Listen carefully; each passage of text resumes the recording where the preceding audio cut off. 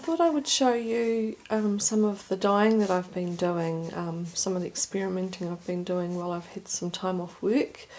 I've had some really fun with it. So I have a lovely box of beautiful colours here, all sorts of different ones. So I will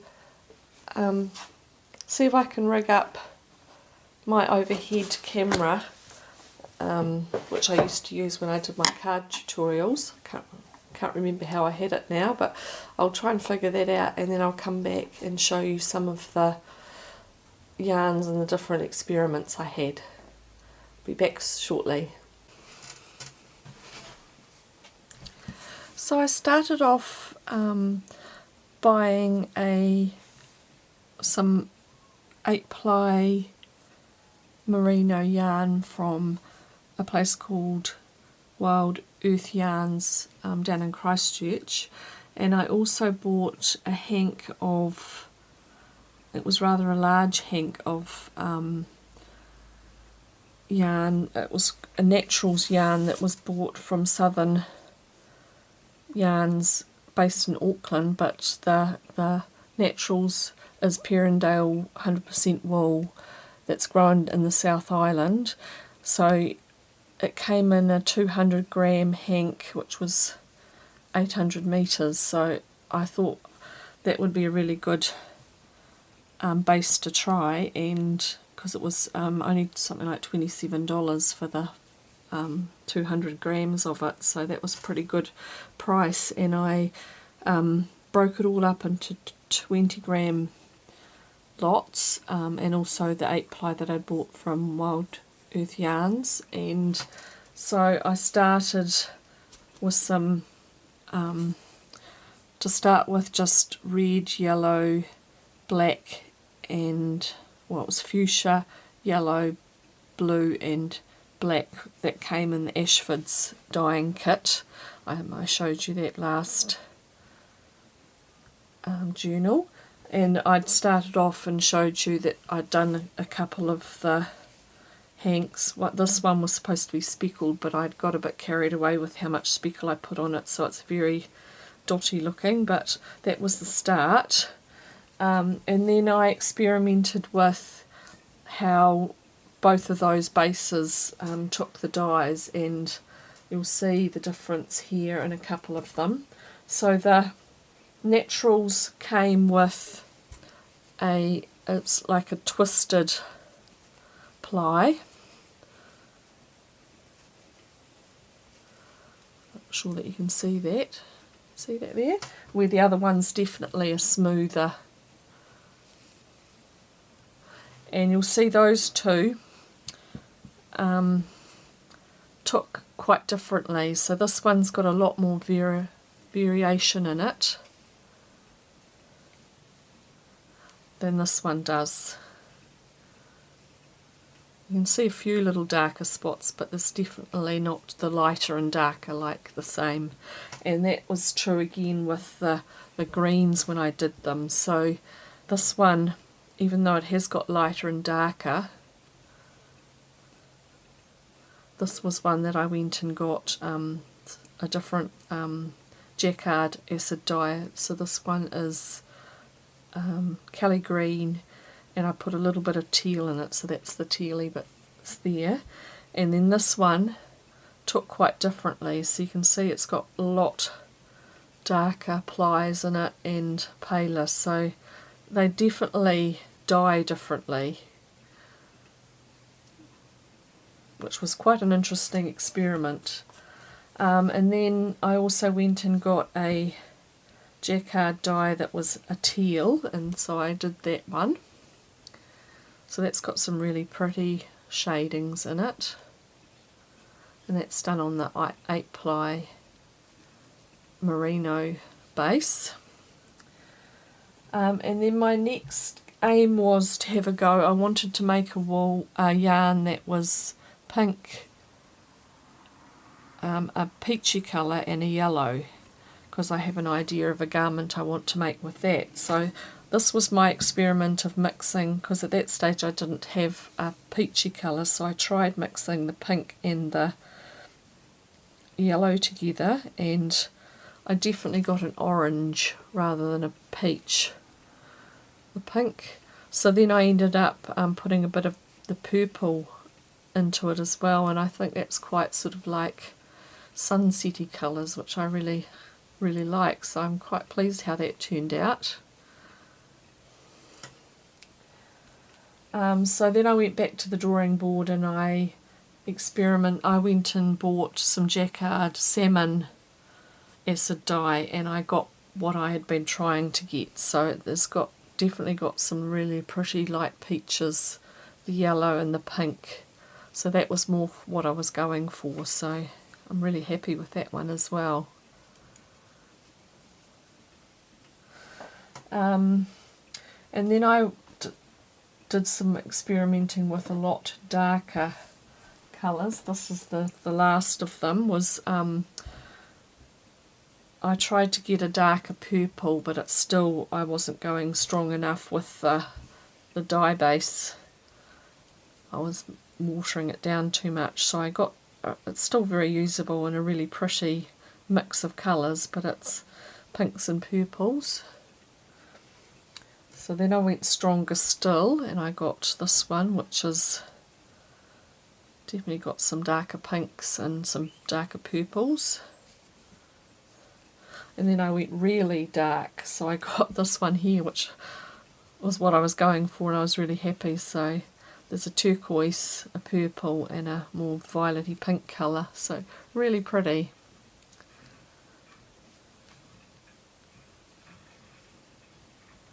Yep, that's that one, and the last one was a complete surprise because when I'd been watching YouTube videos of dyers, they quite often have what they call a mop yarn, which they have off to the side, and they use it for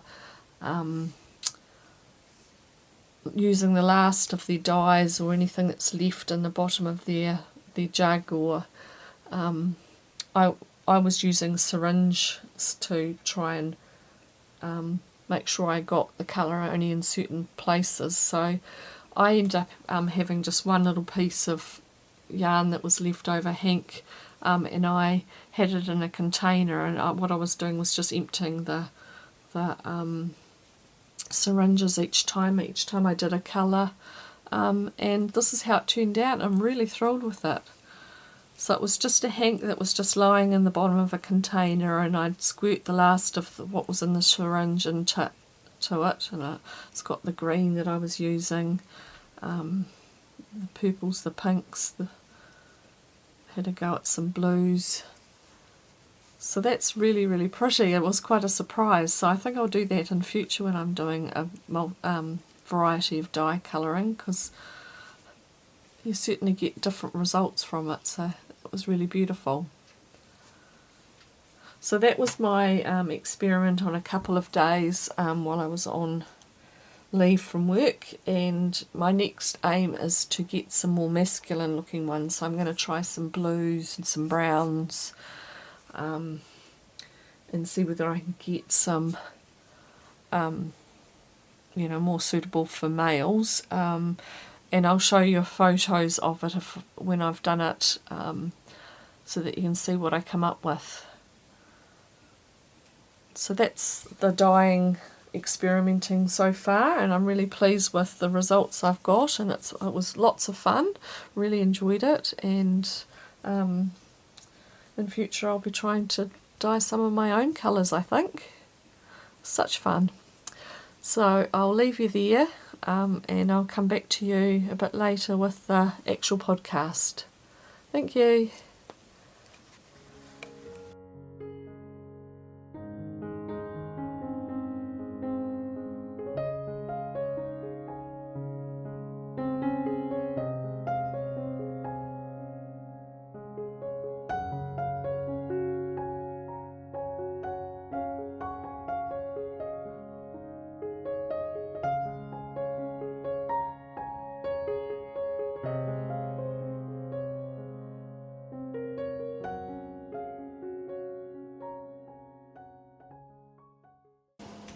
Hello, Helen here.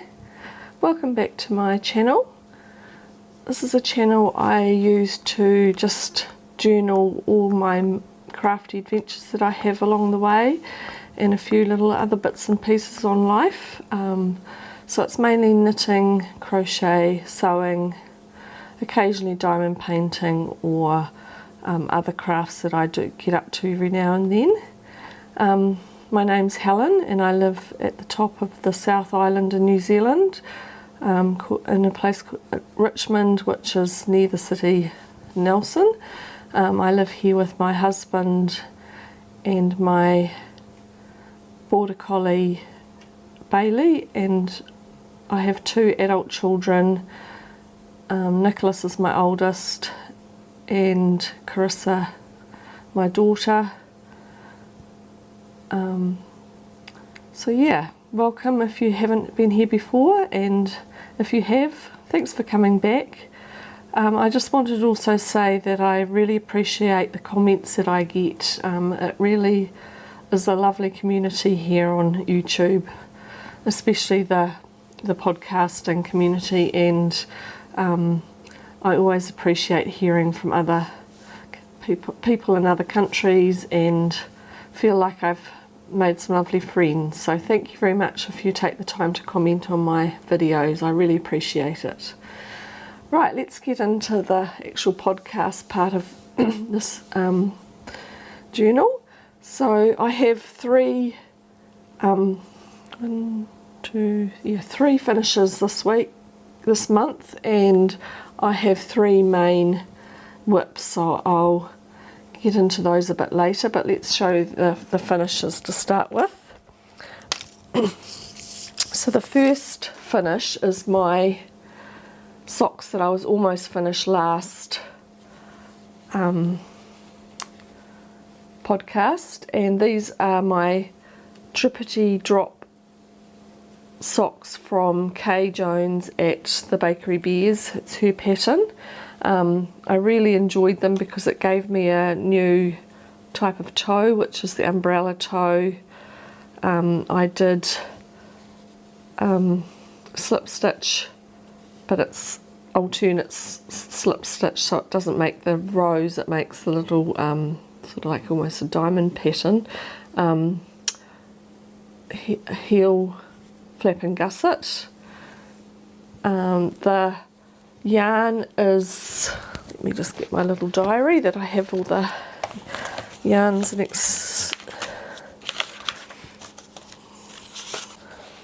so they're a yarn by a local New Zealand dyer called Kiwiyarna, and they're in the mood that is the colourway.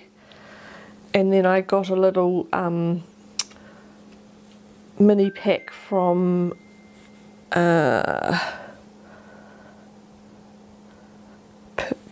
Purple Flamingo, who's based in Blenheim, and I just used one of her minis, which is a purple. It comes across looking a lot bluer, but it's a lovely purple. So I'm really happy with those, and they fit really nicely, so I'll be able to start wearing them. It's actually got quite a bit colder here now. I think I was saying that in the last podcast. It's about 13, 14, 15 degrees now. Definitely autumn set in, and we've got a real chill in the air, so I think it's gone from a really short autumn into winter. We had our first frost yesterday, so definitely wham into winter, and it's definitely feeling colder outside now, but we get lovely clear blue skies, so it always makes you feel a bit better. So that's my first finish. My second finish was I was working on a hat. It's called the Ribby Hat, and it's a free pattern on Ravelry, and it's very basic, just a 2x2 rib, and I held it with a lace strand of mohair, which has made it lovely, soft and fluffy, and that was done with a wool called Opal, and it was a Handmade with Love yarn DK weight that I'd bought from Trade Me, which is a started off as a second-hand selling platform, but it's a lot of artisan producers use it for selling their wares, and I bought it from a lady called Babs, New Zealand, and it's such a beautiful colour. It's really predominantly greens, but with pops of bright lime green and pink and mauve and a sort of more tealy aqua colour. It's just really beautiful. And I think I did quite a good job of finding a pom-pom that went on it quite well too. So I'm really pleased with that, and it's going to be great now it's colder for going out walking the dogs in the evening after work. So I'm really happy with that. So that's my second finish. And my last finish, which wasn't going to be a finish because I had planned to make a lot bigger one, but it's a mitered square blanket. Now I ended up deciding, I'd seen the initial mitered squares. It's very much like the memory blankets that you can get the pattern on Ravelry, but this one was just a mitered square video that I saw, and I started doing the blanket, and I was going to do a really big one that would be a throw over my couch, but since I started it, I started seeing lots more videos of how to do the I don't know whether you can see which colour shows it best. Probably that one there. I just do knit two and then knit two the other way together to form the sort of rib in the middle where you're making it into a square. They're decreases, and I've seen other versions of it so much neater that do like a stitch over knit two together, so it looks like like V's all the way down, and it just looks so much tidier. And I also wasn't very happy with how the back seaming them together, because you do it as you go, you pick up stitches, and I tried various different versions. Like I saw a video where they picked the stitches between the garter bumps up, and then I also saw one where they picked the actual bumps up, and neither way looks particularly neat and tidy to me, so I wasn't terribly happy with it, and I thought I'm just going to make it into a baby blanket size. And then, sorry, that if you heard a noise then, that's my dog coming in through the dog door. I ended up deciding to make a baby blanket size, and then I'll go and make a different one, because apparently if you slip a stitch at the end of each row with your yarn forward and then do the same on your next row, you end up with these little V's all the way down that you can pick up, and it makes a lot tidier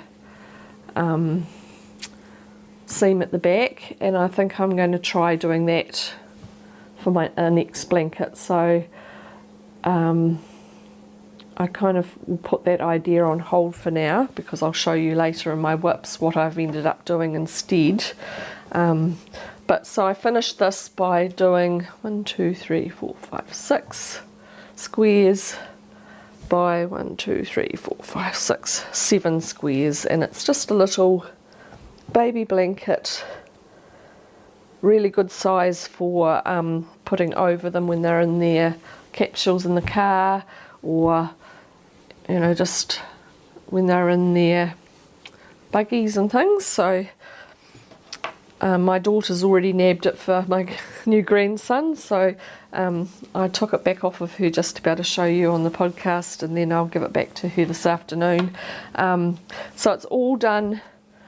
I decided to use variegated yarns because I really like them, but I don't really like them so much in wearing garments. So I thought it was a good way to show off some of the ones that I had. So some of them are leftovers, a couple of them like this yellow one, this green one, There was another one, I think. Oh, this jadey coloured one are all my own hand dyed ones. But the rest were either leftovers from scarves or socks that I'd done, or just some skeins of pretty variegated yarns that I'd bought. So really happy with that. And I ended up having my first go at doing an Icord, which ended up being easier than I thought. It's a really lovely, I ended up doing 4 stitches plus the one you pick up, so it's quite a big rolled border, but I thought it finished it off really nicely. In the corners, but I found it really hard on my hands, and I was very foolish. I had a couple of weeks off, and my second week we were going to have a really horrible rainy day all day, and we don't get very many of those, so I decided, right, I've got the day off, I'm going to sit and knit for a lot of it. And I ended up doing about 8 of the squares, and then the entire Icord that day. And I shouldn't have done that, because I ended up hurting my hand, and just in kind of there, very sore. And so since then I've only been able to limit myself to sort of about half an hour knitting, otherwise it starts really hurting. So I'm going to have to be very careful, and the story is, don't do a whole days of knitting, because you're going to suffer for it. So oh dear, never mind. So that's my lovely baby blanket, and that's my last of my finishes. The next I'll go into my whips, and I'll show you what I'm going to do as an alternative for the blanket, mitered square blanket that I was doing. Some time ago on YouTube I was watching Laura Penrose's podcast, and she had I can't remember whether it was a birthday or whether it was an anniversary, but she ended up having her sweet shop blanket on discount, so I ended up getting it, and I thought, oh, that'll be way off in the future. But I've actually been thinking that with all my hand dyeing that I was showing you earlier in the video, it might be quite nice to show off some of the ones that I've done in this blanket. And the squares are a bit bigger, and I think proportionally it would be nicer to have as a rug in our lounge. So I started making that. So I've got a lot of my yarns all wound up in balls, they're ready to go. And I've got this, I forgot to say, but the mitered square blanket, the cream squares, I was using this yarn, which is from one of our department stores called Lincraft, a craft store. It's based in Australia. We've just got one here in Nelson fairly recently, and this yarn was on special for $5 a ball, which it's only 50 gram ball, but it's pure Australian, 100% Australian wool, and it's a very soft, plump sort of wool. So it makes, when you're doing the garter, it makes a really plump kind of feel to the squares. So I finished that mitered square blanket, and I'm going to go ahead and use it for my sweet shop blanket. So I started the square here, sorry, and I've gone ahead and used my own dyed yarns. I've got 5 squares done so far. So I think they're going to be really nice. They're very neat and tidy the way she tells you to join the squares. You do a foundation diamond, I suppose, because you do it kind of this way, and then you pick up and you do a left and a right, which are these ones. And then she shows you how to, what she calls top, which is the one in between, and she tells you how to pick the stitches up along the the edges, and you do short rows backwards and forwards with double stitches. So it's a really cool pattern, and I thought I'd go ahead and just work bit by bit on that, but I'm really enjoying it. It takes me probably a night to do probably about that much of a square. So there's quite a bit of work in each square as you go, but and I probably won't show you every single podcast how I've got on. I'll probably just every couple or so I'll show you the progress on it. But yeah, it's knitting up really nicely. It's lovely and plump and knitting well, and I'm really happy with that. I can use all my hand-dyed yarns. So that's my first work in progress. I do have another couple of blankets that I'm working on. One's a granny square baby blanket, and another one is one of the balls has escaped. One of them is a sampler blanket that I'm doing also for the lounge, but I haven't been very enthusiastic about that, so I haven't gone back to it for quite some time, but they're kind of lurking in the background as UFOs. And the next two whips are both shawls or cowls. So one was almost a finish, and I've only got a tiny little bit left to do on it. It's been quite a quick knit. So it's the Dixie Creek Cowl, and it's by Emily Clawson, and she's Salt City Yarns, or she's a dyer in USA anyway, and she's only just released this fairly recently, and I saw it on, was it Noble Crafts? I'll link all the YouTube channels that I'd seen them below, but it's a really cool pattern because you start knitting it backwards and forwards flat, and then you get to a point where you then join it and work in the round. So it's just like a cowl that you pop over your head. You don't have to, do any tying or anything. And I thought I quite liked that idea. I thought it would be easier for wearing. So I started it, and I'll show you the yarns. The first yarn is a yarn by the same Trade Me dyer, and it's called Shocking Delight. It's a DK weight, and I thought it was really lovely with its pops of pink and purple and navy and things. And then I wanted a contrast colour. I was going to do it in two contrast colours, and one of the yarns I tried dyeing was from one of our local bear yarn suppliers here in New Zealand, and it's a Merino Possum blend, and Possum's known here in New Zealand to be super soft and very warm. It's probably right up there with Merino as far as warmth and softness. So I bought a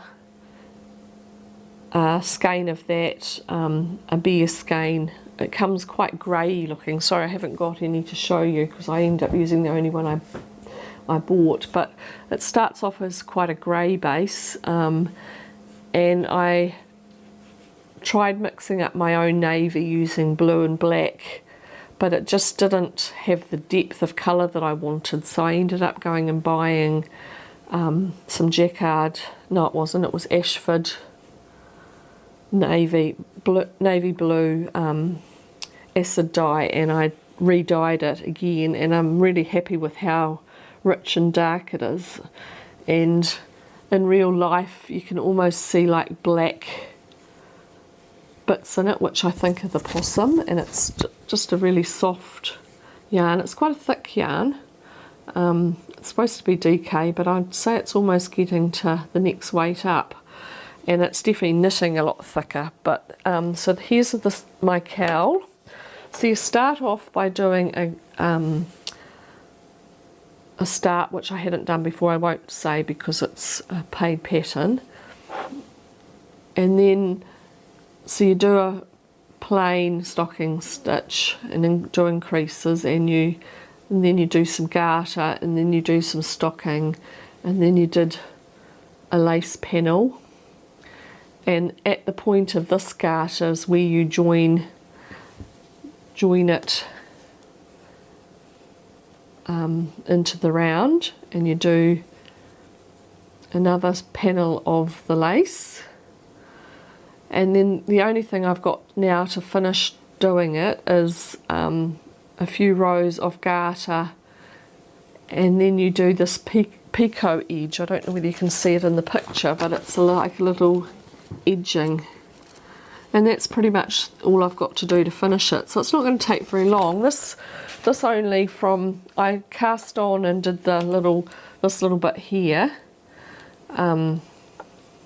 weeks ago, I think pretty much about the same time as I did my last podcast, and then I put it aside while I was dyeing the navy to go with it, and I picked it up probably Tuesday of this week. No, maybe, I can't remember when it was I picked it up. It might have been Saturday. So Saturday, Sunday, Monday, Tuesday, Wednesday it's taken me to do that. So it's been a fairly quick knit. And I think it's going to be really lovely under a coat, or, you know, really nice warmth around your neck, because of course this will bunches up like a cowl does, and then it sits with its lovely little edging. So I think it's going to be a really nice, comfortable piece to wear. You want to come and visit, Bailey? Want to come and visit? Some reason she thinks we're getting visitors, which we're not, but she keeps looking at the door as if somebody's going to arrive. So yeah, and some of the knitting has turned out, like the stocking stitch has turned out with just little pops of colour, mainly white, but then this patch of the yarns turned out to be very colourful. So it's quite hard to see the actual pattern, the lacy pattern, and it's quite hard to show you when I'm on circular needles, but I really love the colouring in that. So yeah, that should be finished in the next night or two. I don't think it'll take me too much longer to finish that. Oops, and I've dropped a stitch.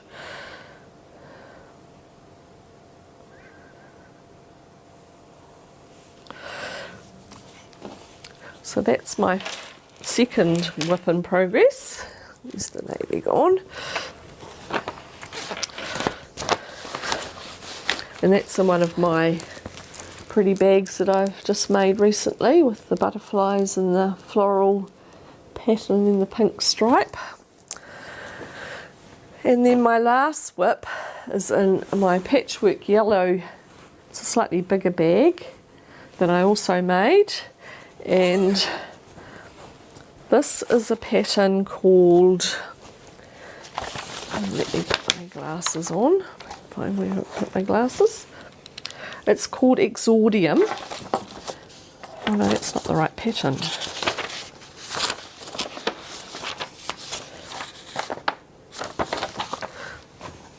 Yes, here it is. It's called Exordium, which has got quite dark colours in the picture.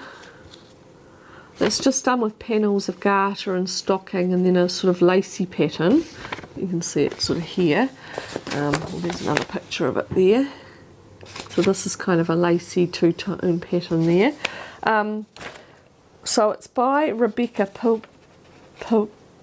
Picoult, and I can't remember, I think on the Ravelry page, which I'll link, she talks about what Exordium means. So it's just done in various different sections, like you can see there, with two tones. I've ended up introducing a third one because I decided I wanted to have a go at dyeing some sort of neutral silver greys, so I ended up dyeing this one, which I don't know whether you can see. It's a DK. Oh no, I think it's a four ply. Is it 4 ply? Yes, so that's a pretty silver grey. It's just got a few flecks in it, but it's pretty much all one tone. And I bought this yarn. The cake's gone a bit weird. So that was a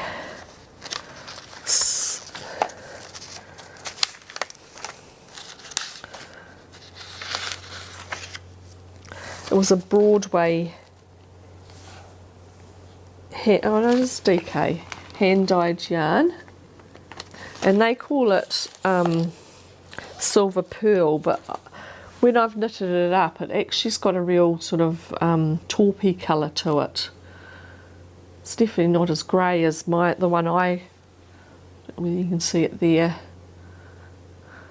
It's definitely more a taupey colour, but anyway, and I'm also the white that I'm using is an Ashford 4-ply.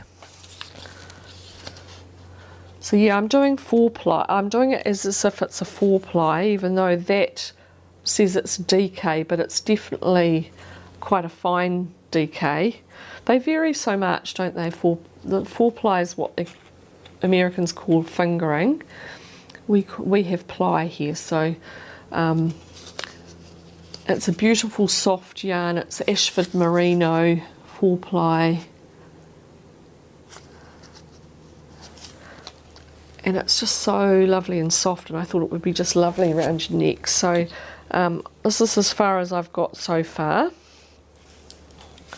So I've done one panel with, it's going to need blocking because this lacy pattern here definitely folds in.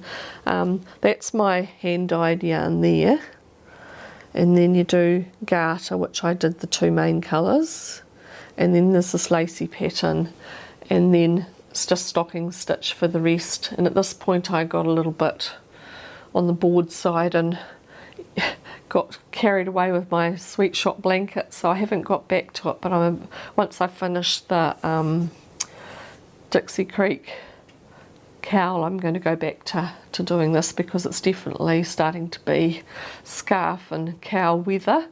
So that's as far as I've got, and you're just increasing on this one side, and it's getting bigger and bigger and bigger, and it's asymmetrical wrap really, the end result, but it's looking really lovely. I'm really happy with the colours, very neutral. It should go with most colours that I might wear.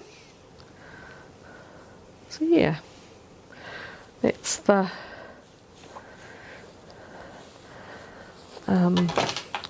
my third whip that's going at the moment.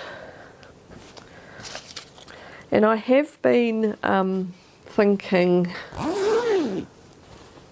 of what my plans coming up is today I'm going to dye some yarn in a pretty candy pink, hopefully, which I'm wanting to make I showed you a shawl last week that I'm giving my mum for Mother's Day this coming weekend, called Piece of Wild Things by Helen Stewart, and I'm going to make myself one because a couple of times this week I've thought, oh, that would be nice to put on with this outfit, and of course it's not mine, it's my mum's, so I will make myself one, I think. And it was a fairly quick knit until you got to the lace part, and that took a bit longer because you had so many more stitches on it. It's a crescent shaped shawl that's got just straight stocking stitch for the body part of it, and then you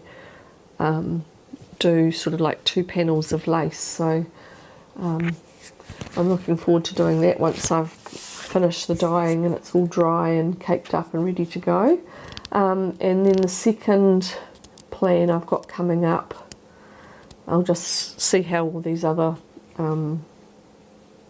whips go, and if I feel like I want a break from the sweatshop blanket, then I will maybe cast it on and see how it goes. But I want to have a go at doing the ranunculus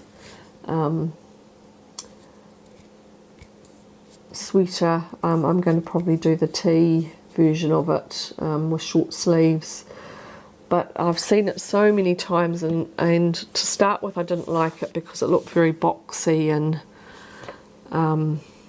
that just isn't me, but I've seen quite a few lately where they've done them more fitting, and that's more how I like to wear my garments. I don't like lots of loose clothing, so I think I will do a summer weight one. I've got a cotton acrylic mix that's just super soft. It's actually baby yarn, and I thought I might just have a go with that. It was a slightly cheaper yarn, and then if I like the pattern and I manage to do the more fitted style of it, then I will get a nicer yarn and do another one of them. Apparently they're quite a quick knit, so I don't know whether I will have cast that on by the next time I see you or not, but